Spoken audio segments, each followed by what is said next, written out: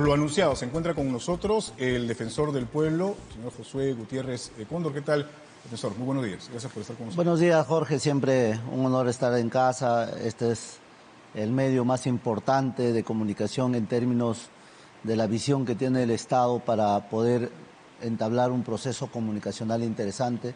Y por eso es que doblemente agradecido por este momento. Gracias.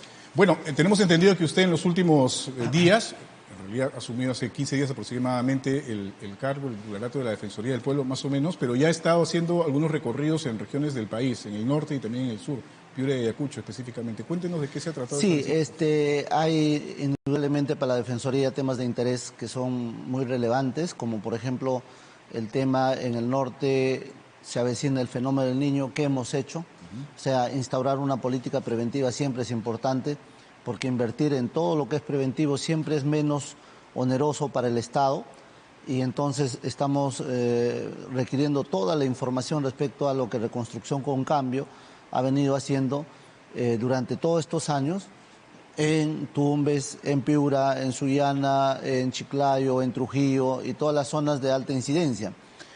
Curiosamente hemos tenido la presentación de Senami en las reuniones de la plataforma allá en los gobiernos regionales, y no es muy auspicioso, digamos, lo que se viene en este fenómeno del niño.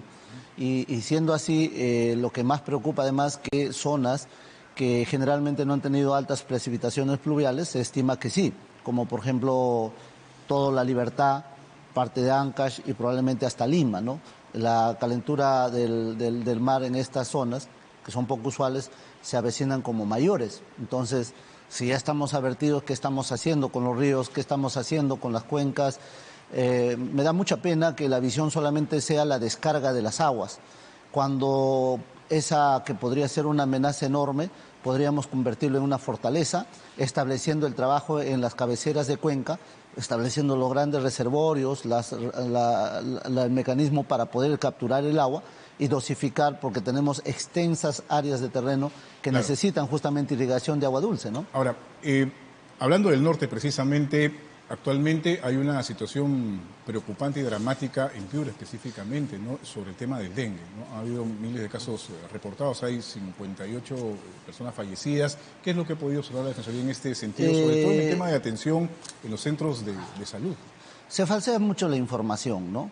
O sea, los órganos de línea, o sea, los órganos que están en campo, el personal asistencial, no hay nada mejor que estar al lado de ellos, ¿no? Y la Defensoría, todas sus oficinas, la ventaja que tienen es que se involucran con la problemática y están con ellos. De tal manera que cuando nosotros asistimos a estos eventos, sí testeamos la realidad tal cual, tal crudo, porque nuestro deber es justamente evidenciar hechos donde el Estado no está cumpliendo su deber. Tenemos un Estado muy reactivo, cuando en el fondo necesitamos un Estado más propositivo en el sentido de hacer prevenciones. No debe haber muertos en el Perú por dengue, pero ya hemos superado el centenar, estamos por llegar a 200 de personas fallecidas, de las cuales 50 por confirmar en el tema dengue, lo demás sí está confirmado. Entonces, el tema es cómo se previene el dengue. Y ahí no solamente es deber del Estado, la facultad del Estado, también, mire usted, todos los campos son altamente productivos en el norte, y en todas las chacras se fumiga con equipos. O sea, hay miles de equipos. Si quisiéramos fumigar todo Chiclayo, si quisiéramos fumigar todo Piura, todo Sullana, lo hacemos pues en 3, 4 días con brigadas especiales monitoreadas, y el Estado generalmente lo que puede dar solamente son los insumos para fumigar. Defensor, entonces, específicamente en el caso de la atención de los centros hospitalarios, porque nosotros hemos eso en varias ocasiones en las últimas semanas, y en algunos casos se señala que han colapsado el sistema de salud y la atención. O sea, ¿ustedes mienten esa información? Claro, no, es correcta más bien la información. Se ha tratado de minimizar y es un error gravísimo. Mire usted, hace más de 5 semanas el personal asistencial del Hospital de Sullana requería de 5 equipos médicos. Nunca se les atendió. Luego, en el Hospital Santa Rosa, en Piura, en el Hospital Chicago, igual, o sea, muy recurrente. O sea, la información oficial frente a la información real. O sea, ¿usted cree que está bien que al personal que está desbordado le estén atendiendo en el Station Bow, en los Station Bow botados. Eso es, digamos, lo que usted ha podido observar en la visita que ha... Pero lógico, y lo que duele más... En el norte. Y lo que duele más es que después del día de una jornada que comienza a 5 o 4 de la mañana y terminamos 8 o 9, asistimos a una plataforma y un funcionario dice que todo está bien, que está monitoreado, cuando ni un solo dinero, ni un solo sol se ha trasladado a esa unidad ejecutora que es el hospital. Es más, lo más triste, mira, lo más triste es que ni siquiera se protege al personal asistencial. Y yo he visto médicos hospitalizados al lado de los demás, recibiendo su suero, recibiendo su hidratación. Y entonces uno dice, ¿a dónde hemos llegado? ¿Qué carencia es esta, no? En ese sentido, ¿cómo evalúa la Defensoría, o usted, en todo caso, que ha estado recorriendo esta parte del país, el desempeño del Ministerio de Salud, de la Ministra de Salud? Todo debería ser distinto para el Estado. Necesitamos un Estado previsor. Y acá, por no ser previsor, se desbordan los temas. Y esto es multisectorial. No solamente está focalizado en el tema de salud, sino también en el tema de educación, el tema de la seguridad ciudadana, en el tema, por ejemplo, de los riesgos de desastres que estamos hablando. En todas lo que se evidencia es la falta de un Estado planificador, un Estado previsor que permita, que se evita que no exista una sola muerte por negligencia y la actuación del personal del Estado. O sea, no debe haber un solo muerto por negligencia, omisión de función del personal del Estado. En ese sentido, ¿cómo evalúa usted, le reitero la pregunta, el papel que se está desarrollando del Estado, en este caso del Ministerio de Salud, ¿no? Yo creo que se peca mucho en la confianza de la información que se recibe de los funcionarios de los subgobiernos nacionales. O sea, y entonces lo que se dice, información, claro, o sea, inexacta. Inexacta. Yo por lo menos he podido evidenciar en términos reales cómo es que se informa en Lima y cómo es en la realidad.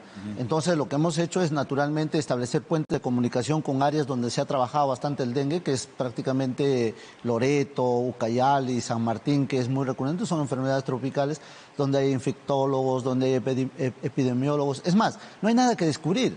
El epidemiólogo dice, hemos llegado a esto porque no hemos fumigado a tiempo. Listo, se acabó.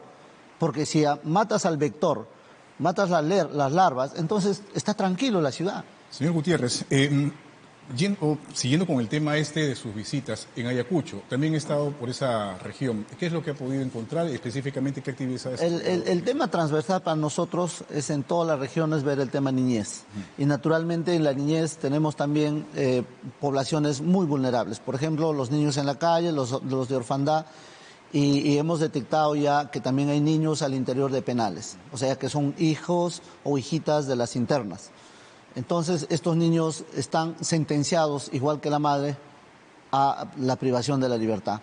Entonces, estamos desarrollando programas, proponiendo para el desarrollo de programas que permite que esos niños puedan interactuar socialmente. Necesitamos mucho de eso, ¿no? Y además, poblaciones penitenciarias con mayor de 1.000, 2.000 internos, 5.000 internos, yo creo que merecen un tratamiento diferenciado en el sistema de salud, porque apenas hay técnicos que monitorean el tema, por ejemplo, TBC, el tema VIH, hacen sus despistajes y que no alcanza, digamos, a un tratamiento menor. Entonces, el Estado gasta más. Es por eso le digo, no existe un Estado planificador. El Estado gasta más trasladando un paciente del penal hacia un hospital, ¿no?, cuando puede atenderlo en el mismo penal, con personal que digamos es de serums, con personal que puede ir cubriendo esas plazas y no siendo demasiado oneroso para el Estado. Al final, cuando uno ve, resulta siendo en términos de costo-beneficio mucho mayor, porque el interno o la interna no se traslada solo, se traslada con seguridad, se traslada con equipo especial, entonces, y eso genera pues onerosidad. Y creo que necesitamos hacer muchos cambios y desde la Defensoría lo que vamos a hacer siempre es transparentar información, elevar información, sensibilizar ante los que toman decisiones y generar políticas de Estado que nos permita afrontar con éxito todos estos avatares, ¿no? Yo recuerdo, por ejemplo, en el caso del señor Walter Gutiérrez, cuando asumió el titularato de la Defensoría del Pueblo, él incidía mucho en que uno de sus temas principales, por lo menos durante la gestión, iba a ser la defensa de los derechos del consumidor, ¿no? Y a lo largo de estos poco más de 30 años de existencia de la Defensoría del Pueblo, se han dado algunas situaciones o contextos que han finalmente hecho que los defensores o defensoras en su momento asumieran las banderas de algunos temas. Le puse el ejemplo del señor Walter Gutiérrez. ¿Usted ha identificado algunas líneas sobre las cuales la Defensoría del Pueblo durante su gestión va a incidir? Por ejemplo, tengo entendido que uno de los temas es discriminación. ¿Es así? La Defensoría, siendo una institución ya, como usted dice, que tiene décadas, ha ido construyendo plataformas muy interesantes en defensa de las poblaciones vulnerables. Y eso hay que reforzar, hay que fortalecer y sobre todo al equipo hay que seguirle especializando, ¿no? Es un equipo muy profesional, muy técnico y que está ajeno a toda participación de carácter discriminativo, más es un tema, digamos, de compromiso con la institución.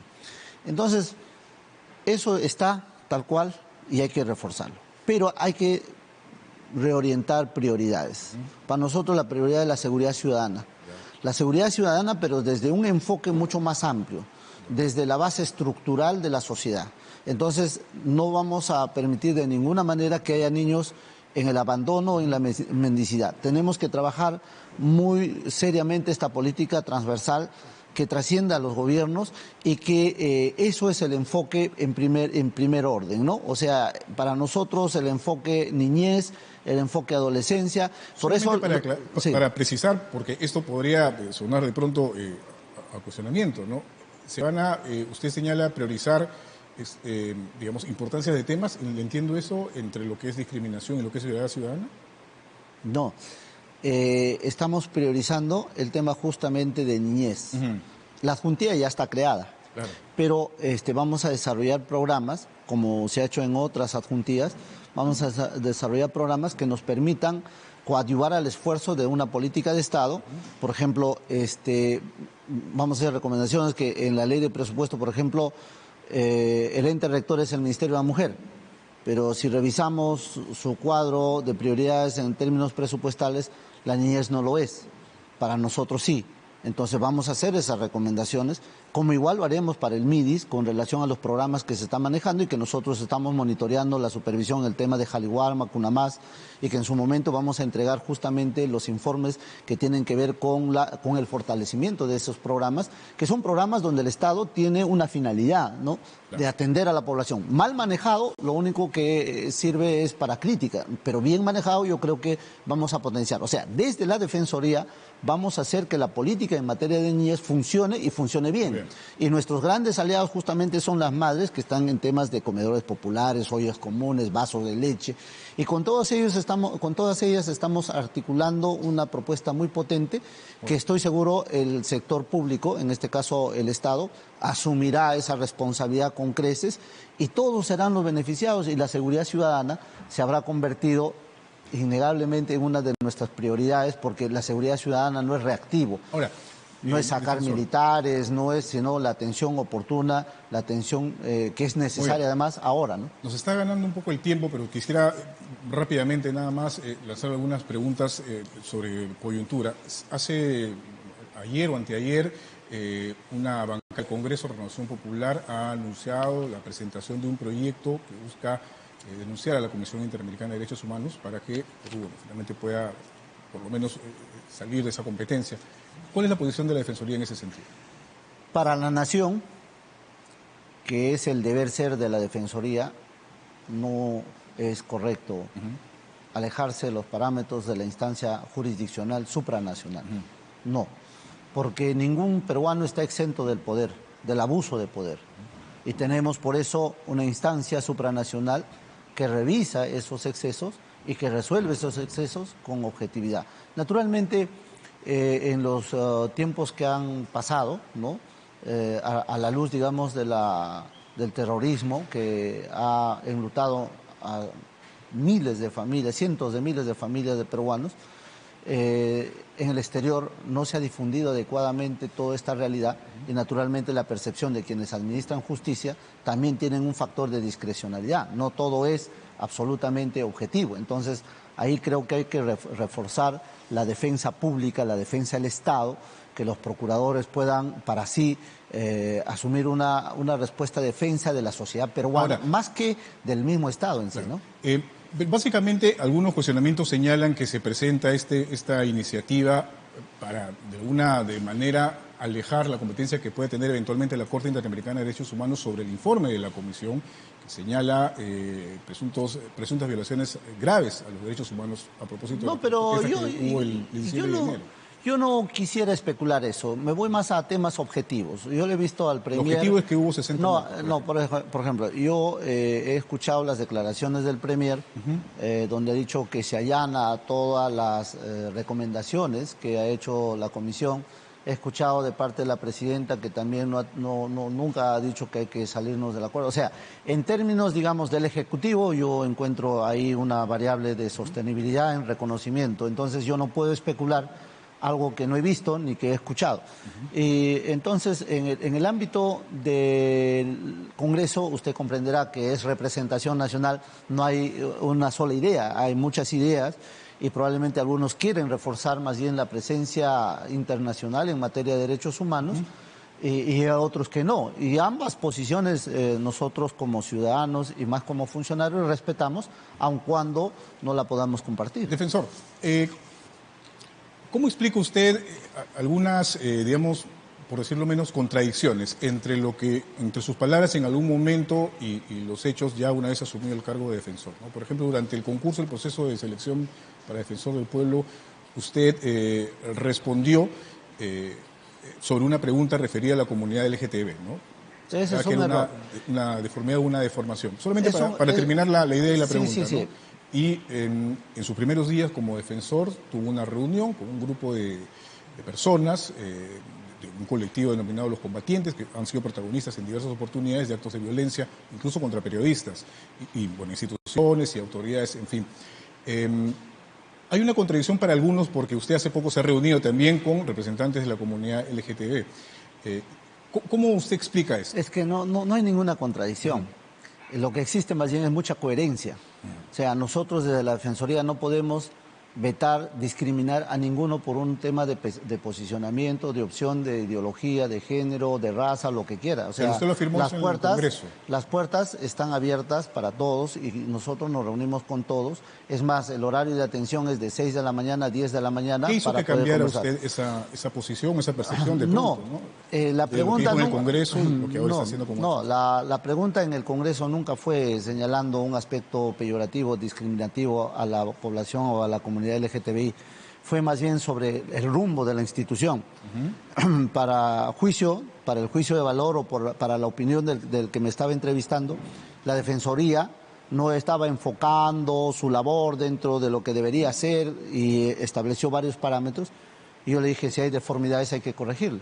No podemos permitir libertinajes.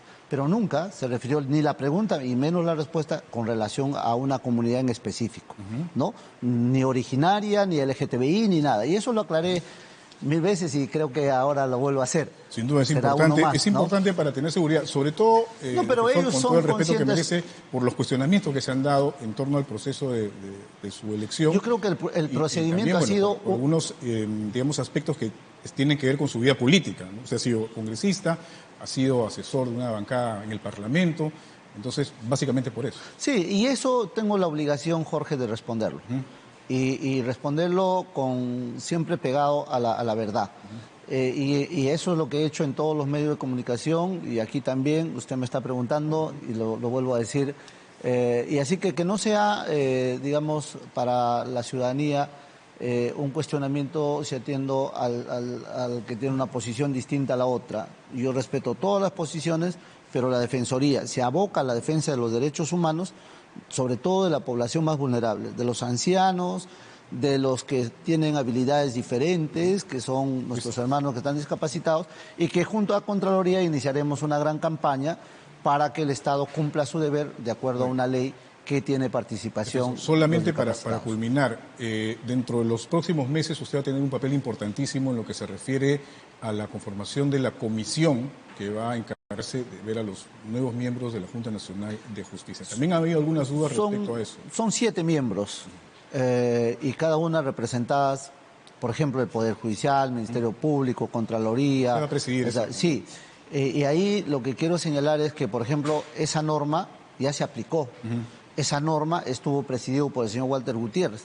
Y el señor Walter Gutiérrez creo que jamás utilizó Bueno, es mi forma de pensar a la luz de los hechos muy objetivo, utilizar, digamos, su preeminencia de ser presidente para hacer algún acto. Es más, un presidente del Poder Judicial o el presidente o el fiscal de la Nación que participe allí y que después es ingresado a ratificación, se vería un poco más inclusive como un tema, digamos, de cómo, ¿no? O sea, yo hoy día voto por alguien para que integre la Junta Nacional que después me va a evaluar a mí.